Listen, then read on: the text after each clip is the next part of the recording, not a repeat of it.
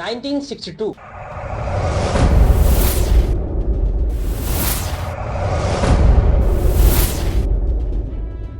एक साल जो इंडिया भूलना चाहता है लेकिन भूल नहीं सकता। जिस देश को हम भाई समझते थे उसी ने पीठ पर वार किया। यह सिर्फ एक वार नहीं था, यह इंडिया के लिए वेकअप कॉल था। आजादी के बाद इंडिया का सपना था पीस, नॉन अलाइनमेंट और एशियन यूनिटी। 1949 में चाइना में कम्युनिस्ट रिवोल्यूशन आया जिसमें इंडिया ने सबसे पहले चाइना को रिकॉग्नाइज किया और एक स्लोगन दिया, हिंदी चीनी भाई भाई। और दोस्ती के पीछे एक साइलेंट डेंजर ग्रो कर रहा था, वो था बॉर्डर डिस्प्यूट्स। क्योंकि ब्रिटिश टाइम के बॉर्डर क्लियर नहीं थे। अक्साई चीन जो इंडिया कहता है हमारा है और चाइना कहता है उनका है, और चाइना चुपचाप अक्साई चीन में रोड बना रहा था जिसका नाम सिंजिंग तिब्बत रोड था, जिसमें इंडिया ने देखा बट अंडर एस्टिमेट कर दिया था। यहीं पर डिप्लोमेसी फेल हुई और रियलिटी इग्नोर हो गई। अक्टूबर 1962 चाइना ने अचानक अटैक कर दिया लद्दाख और NEFA अरुणाचल में। इंडियन सोल्जर के पास प्रॉपर वेपन्स नहीं, एक्सट्रीम ठंड,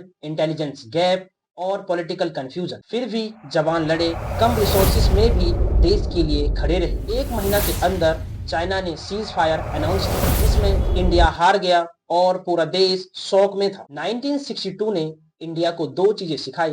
पहला, ब्लाइंड ट्रस्ट डेंजरस होता है। दूसरा, पीस के लिए स्ट्रेंथ चाहिए होता है। नेहरू का आइडियलिज्म टूट गया, इंडिया इमोशनली हर्ट हुआ लेकिन सीख गया। चाइना आज भी प्रेशर स्ट्रेटजी यूज करता है, जैसे डोकलाम 2017, गलवान 2020। डिफरेंस सिर्फ इतना है कि 1962 का इंडिया अलग था और आज का इंडिया अलग है। आज का India military stronger, border infrastructure better, global alliance के साथ है, क्लियर रिस्पॉन्स स्ट्रेटजी। इंडिया अब सिर्फ रिएक्ट नहीं करता, रिस्पॉन्ड करता है। 1962 ने इंडिया को जगाया कि दोस्ती इंपोर्टेंट है लेकिन उससे ज्यादा तैयारी इंपोर्टेंट। चाइना इंडिया के लिए चैलेंज था, है और रहेगा, पर इंडिया अब सोता हुआ देश नहीं। अगर 1962 वाली सिचुएशंस आज होती तो क्या रिजल्ट सेम होता? कमेंट में अपनी राय जरूर लिखें। जय हिंद।